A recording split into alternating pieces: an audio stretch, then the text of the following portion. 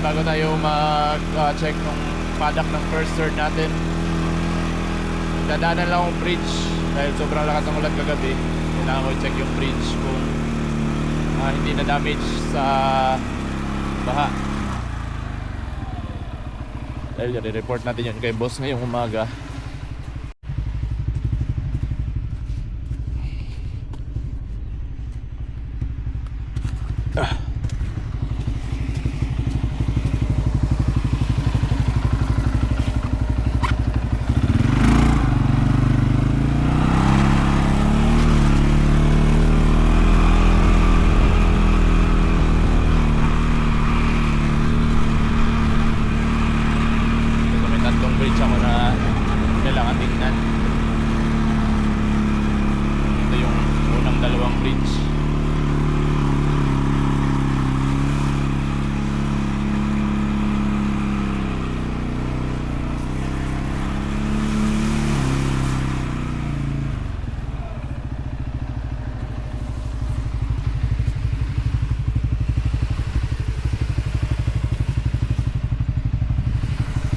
Okay naman, walang damage.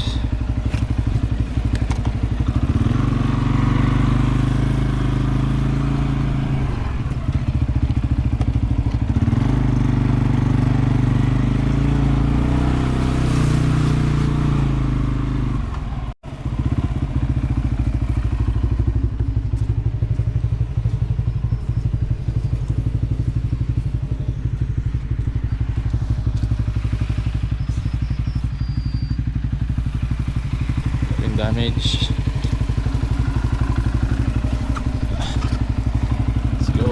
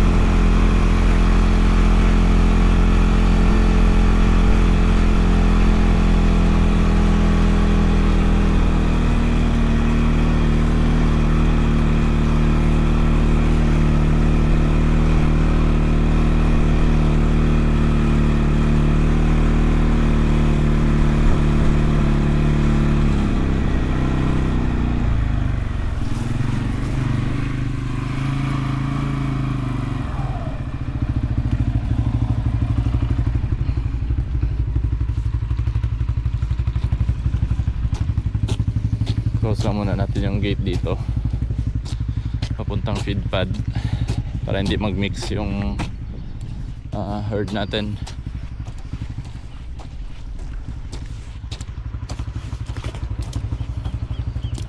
Oops.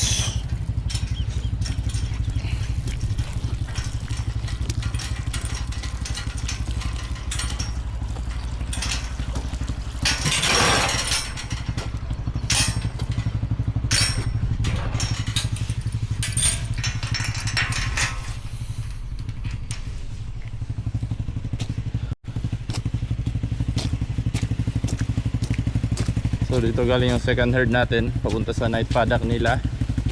Itong first herd natin dito pupunta papuntang kanan. So open natin to. Wala naman dapat yan kailangan alam mo lang kung anong direction yung pupunta ng mga baka mo para sigurado yung mga gate na isi-set mo. Dahil pag nagkamali ka, dagdag trabaho yun pag nag-mix yung mga baka mo. Nangyayari yan minsan pero hanggat kaya iwasan, mas maganda dahil mas mapapadali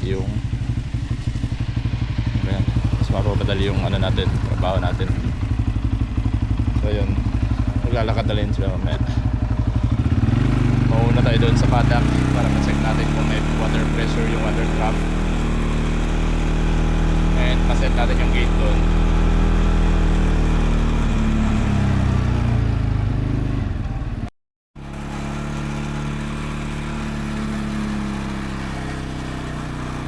So ito yung gate ng first third natin para ngayong umaga. Ito yung bibigyan nating paddock sa kanila. Pero punta muna tayo dito, check natin yung third bridge kung walang damage para makasend na tayo ng report kay boss habang maaga pa.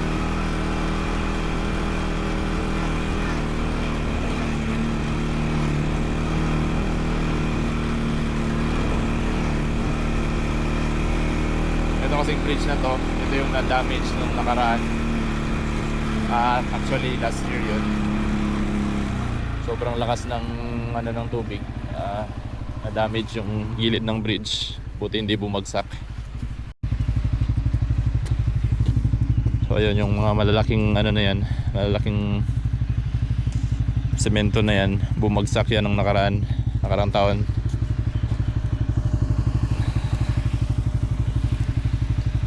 So okay naman, walang damage. Yan, pero pag ganitong walang malakas na ulan, hindi ganito ka taas yung tubig dito. So okay na lahat ng bridge, na-check na natin. Balik tayo ngayon sa paddock. So titingnan natin ngayon yung paddock kung may pressure yung water trough, para siguradong may tubig yung mga baka natin mamaya.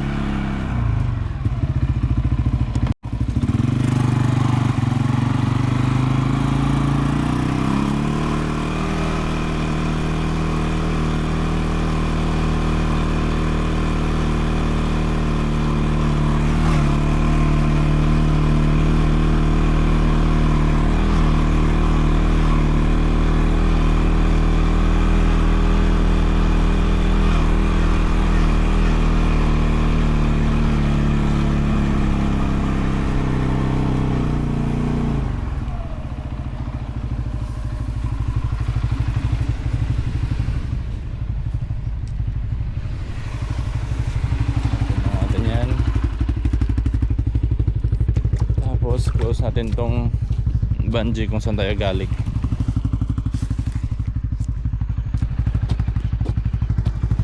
And double check natin yung ibang bungee para hindi sila pumunta sa ibang direksyon.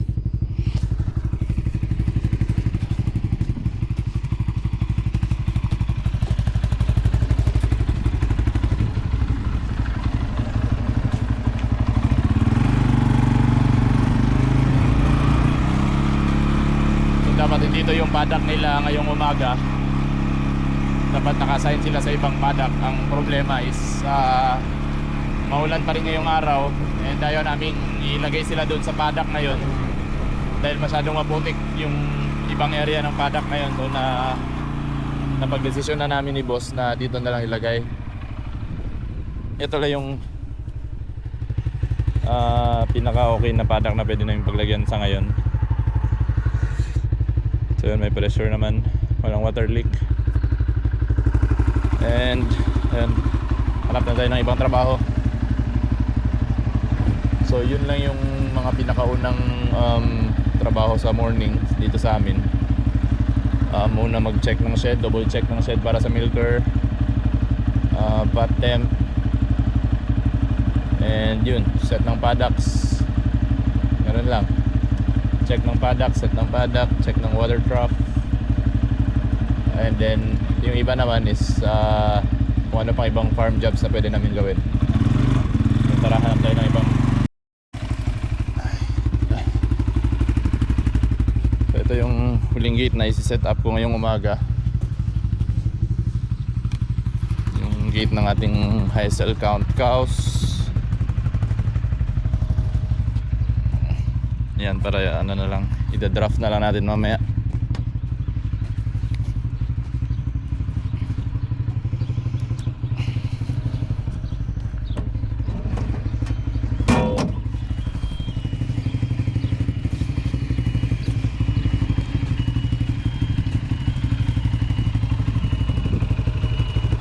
Kapag ganito kasing dalawa lang kami ni Maki, or dalawa lang kami naka-duty ngayon, so as much as possible yung ginagawa kong trabaho or ginagawa namin trabaho is malapit lang sa milking shed para ma-monitor namin kung malapit nang matapos yung gatasan yung first third.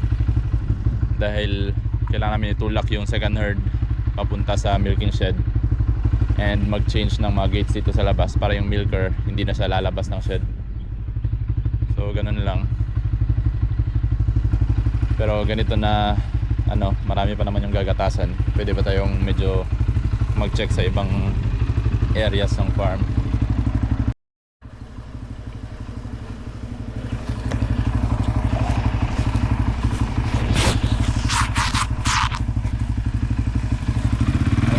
So ngayon may isa pa pala tayong paddock na i-check, yung morning paddock ng second herd.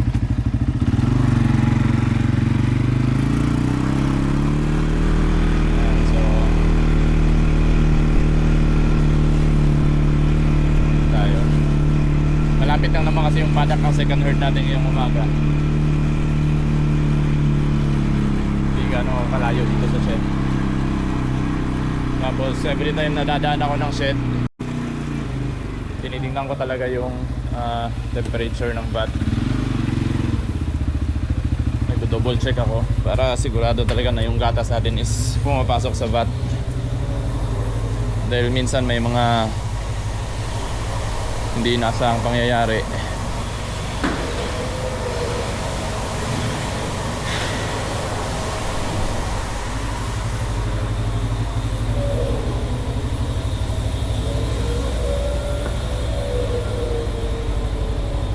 Minsan may mga error kasi na nangyayari na hindi natin ina-expect. So mas mabuti na yung sigurado. And hindi naman tayo ganong busy ngayong araw. So yun, may time tayo mag-double check palagi.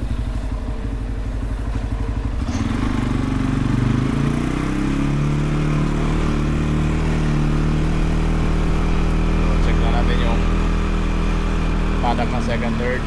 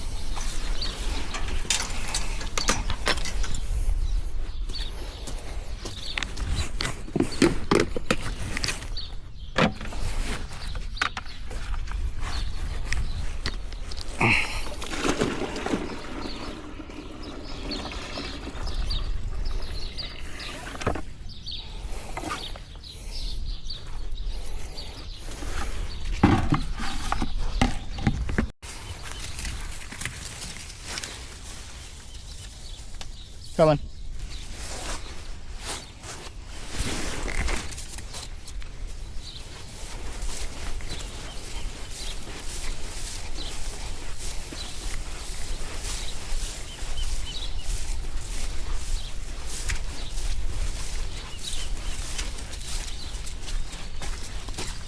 Come on.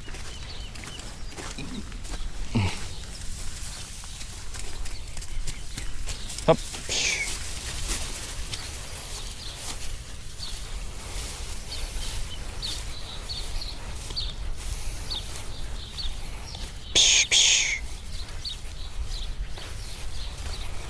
Kita na yan nila. Ay, naku.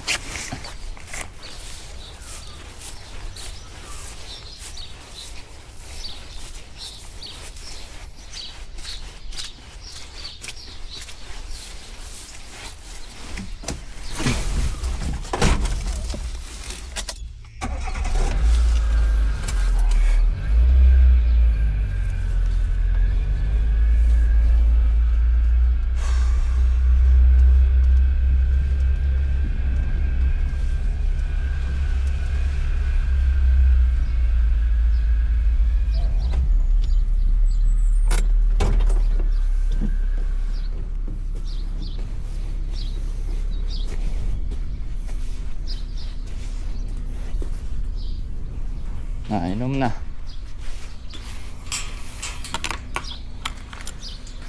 Let's go.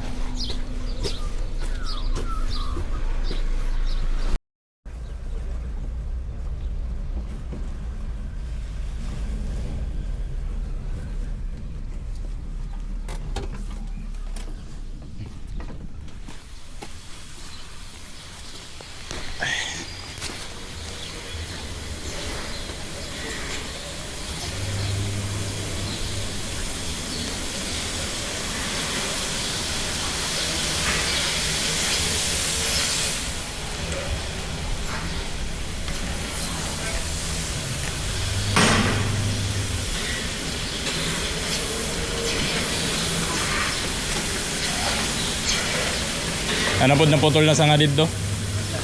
Ilang boss dapit?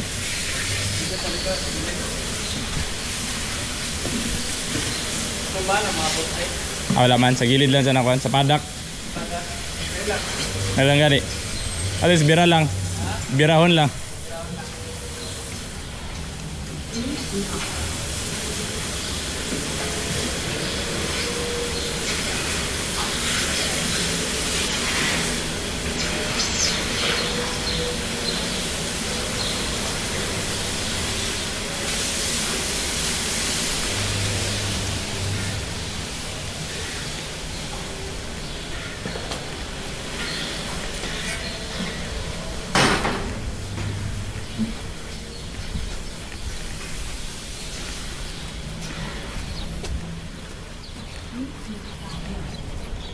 Here comes back in a heartbeat.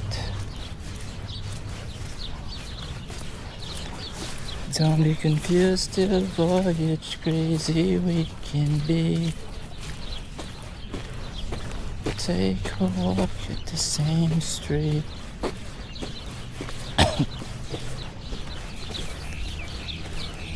Can you tell me how Boston it's like without me?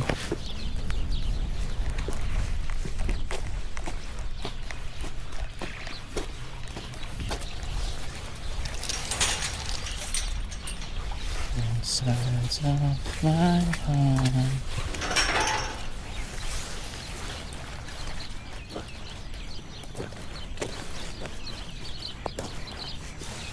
Now you're gone. Don't know where to start.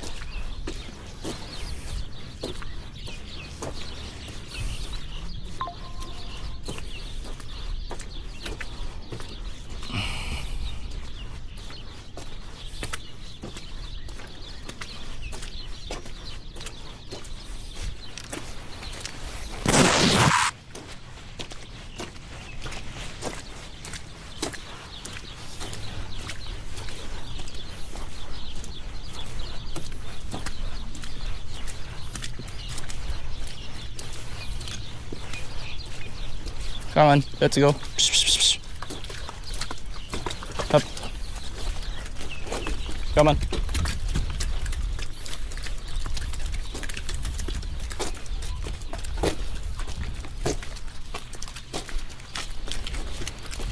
It comes back in a heartbeat.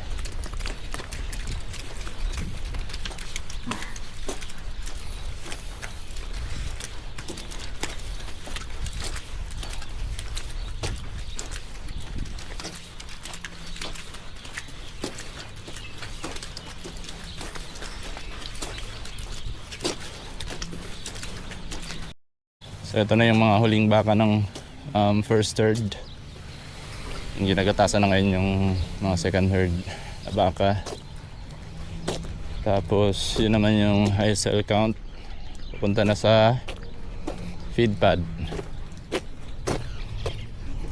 Ngayon dito dadaan yung second herd natin papunta sa kanilang next paddock. And liliko sila ng kanan. So kailangan ko munang i-close tong gate na to para makadaan yung high cell count. Yan. Ato na natin yan. Secure natin dahil minsan tinutulak ng mga baka yung gate. Para hindi maging doble-doble yung trabaho natin. Then i-close natin tong isang gate para hindi pumunta dito yung mga high cell count cows. Hindi mag-mix sa ating first herd.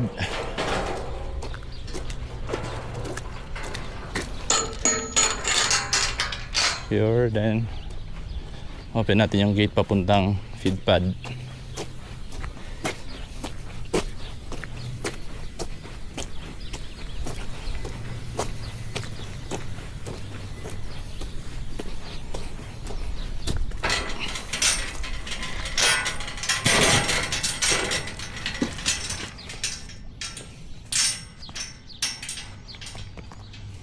Check natin.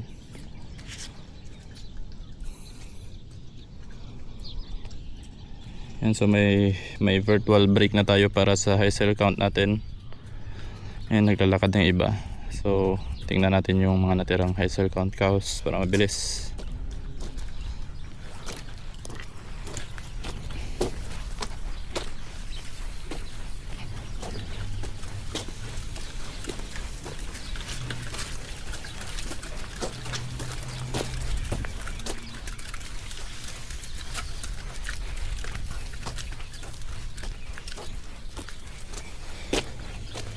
And so may na-spot tayo isang lame cow number 7.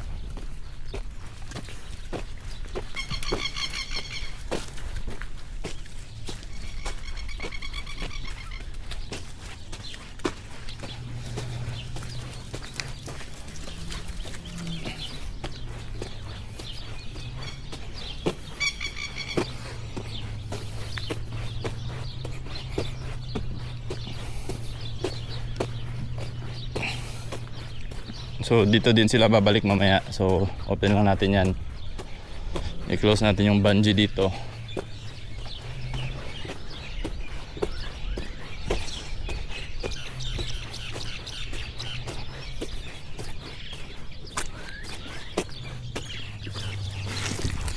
Lalim.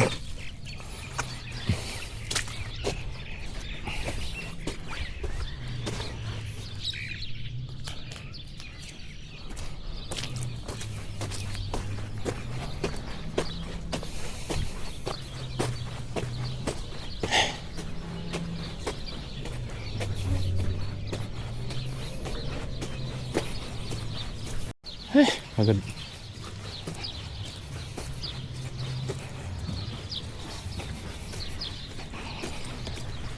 So yun na lang, isiset ko na lang tong gate dito sa yard papunta sa paddock ng second herd.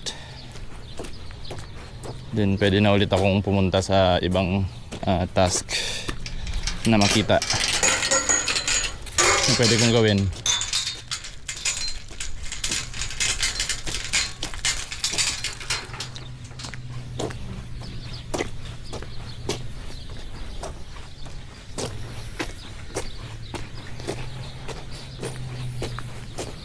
So yun mga preng, ano naman, next video naman siguro tayo kasi lobat na yung ano. Sinubukan ko lang yung camera ko kung ilang oras tatagal yung isang battery. Then isang battery lang yung dinala ko. So yun pa, ano na, pa-drain na. Check ko lang kung hanggang kailan naabot to. Then doon na matitigil yung video natin and gagawa naman tayo ulit sa susunod. Ito nga pala yung ano, last duty ko ngayong, ano ba ngayon? January. Hulog pa nga. Ito yung huling duty ko ngayong January. Then magli-leave ako hanggang katapusan ng January. Then babalik ako ng February 2. Ayan. So darating kasi yung asawa ko, then tawag niyan, susundin ko siya bukas sa airport, sa Auckland Airport. And syempre mamamasyal muna kami. So siguro yung mga next upload ko is yung mga pasyal namin. Depende, baka sa ano niya, sa page na ng asawa ko mag-upload. Dahil yun, tinatamad na ako mag-edit, medyo pagod sa trabaho. Then pag uwi ng bahay, sarap na magpahinga. Kaya yung mga video ko minsan, yun, mga raw na lang. Tamad na ako mag-edit eh. So yun guys, dito muna.